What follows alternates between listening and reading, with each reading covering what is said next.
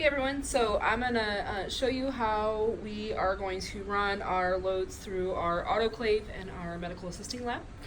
So the first thing I did, you'll notice there's a whole bunch of jugs of distilled water up here, and so I have purchased those because we are only allowed to run distilled water through most autoclaves, and ours is no exception.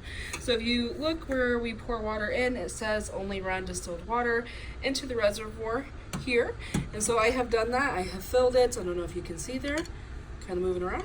So I have filled the water with the reservoir with distilled water there. Our autoclave is automatic, and so it is self-venting, which is really nice. And so here you'll see our controls, which we'll get to in just a moment. The first thing to do after you have filled the reservoir with water is to make sure that your autoclave is loaded properly. Mine was not, it was crooked. So on the one tray, I have a bag with my autoclave steam indicator tape, and looks like a speculum in there. And then I've got some wrap instruments on my other trays. So once I have my autoclave loaded appropriately, we close it, make sure it is locked, and clamp down entirely.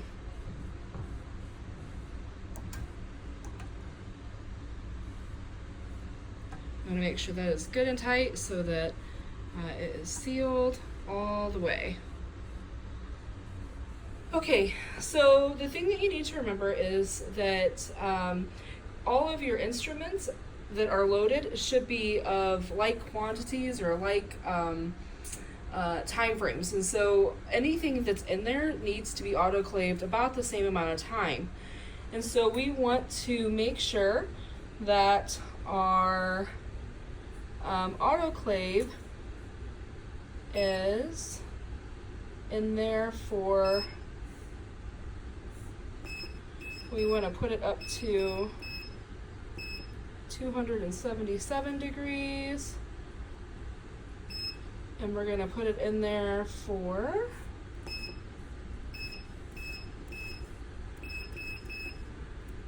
15 minutes. Our dry time, we're going to put for about 15 minutes. And then up here along the top, I'll just show you these.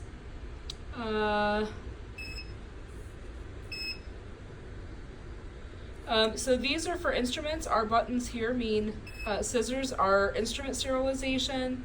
These, I'm assuming, are for gowns or fabrics. For glassware. And to be honest with you, I'm not entirely sure what this one is. I'll have to look at the manual and get back to you on that one.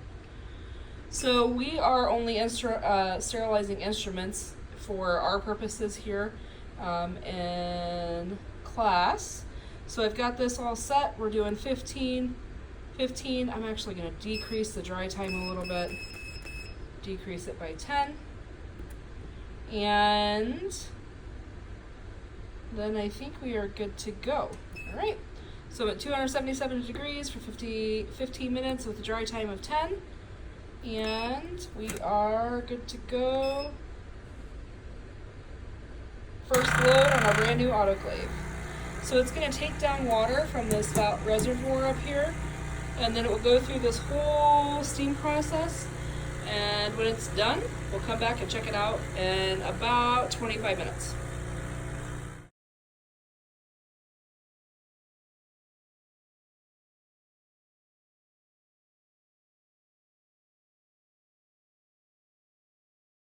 So while the autoclave is working its magic, it's going to pick up temperature and pressure and continue to both elevate in temperature and pressure while it's working its magic, and it'll do so until it reaches the determined pressure and temperature.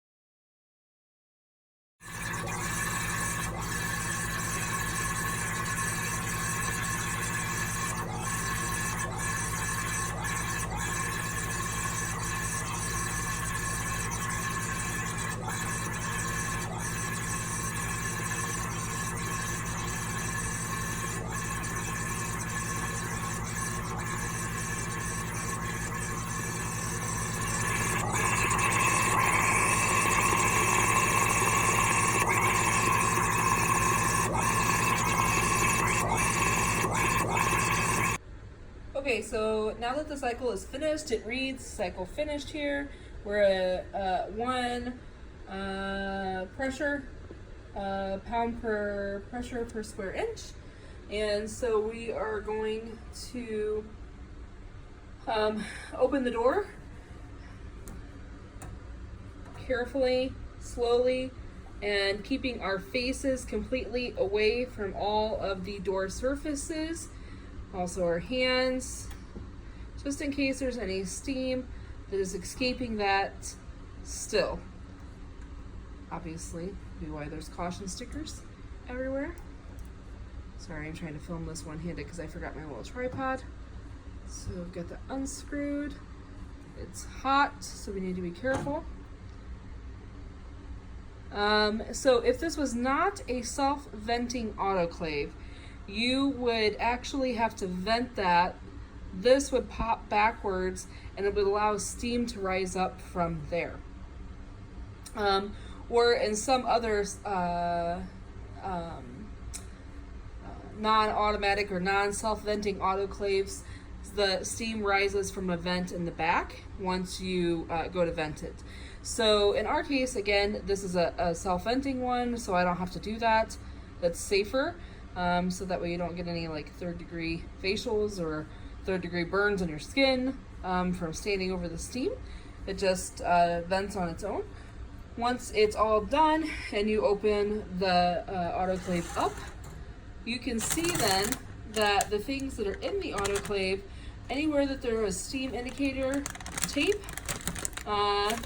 that the stripes on it that were white at the beginning of the video are now black. Also on these bags, oh, not this one, but on some of the bags, they have blue dots on them that let you know if it has been sterilized. That one does not.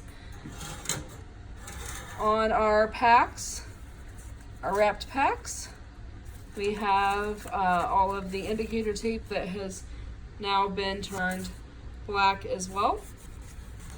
So we know that steam has entered the wrapped pack.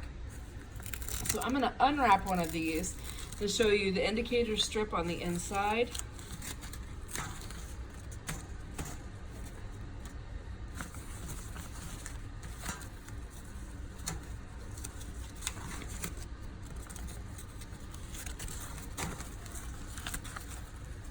Now that this has been sterilized. And so now you can see that since this has been sterilized, I'll have to sterilize this one again, that the strip turned dark since it's black now, since it has been sterilized, and before it was a lighter color. And so that's pretty much it for autoclaving. So you would unload your autoclave packs from the autoclave and store them until you need them. And that's it.